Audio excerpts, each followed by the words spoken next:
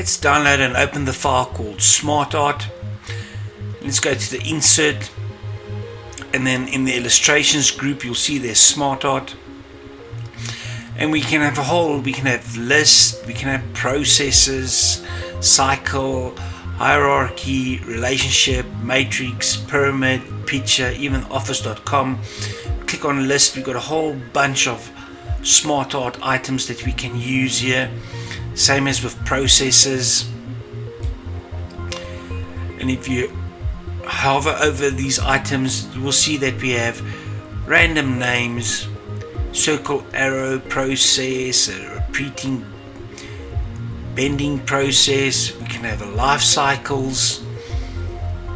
Let's select the life cycle, click on OK.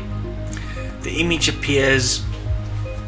Now what we can do, let's click on text, and then you can type in various different sections of text. You can type in there.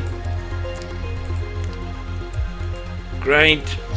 Now with this selected as well, what we can do is we can change the colors, maybe to different colors.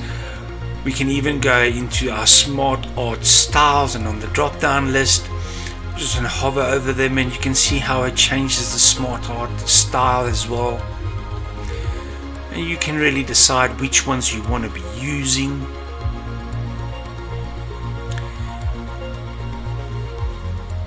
I pretty much like this one here. I can also go, if I wanted to, I could change. Maybe I wanted to change my layout, use a different type of a process. Maybe I want to go with the drop down, I'm going to go to more layouts. Maybe I'm going to go to a pyramid. Let's see what happens when we do a pyramid. There we go. You can also then change the colors here, making it multicolors. You can really play around with SmartArt. I just want you want to illustrate. Let's say for instance you want to use bullet points, then it's nice to do SmartArt as well, because with SmartArt it gives you a picture says 1,000 words, so sometimes information is just best illustrated within SmartArt.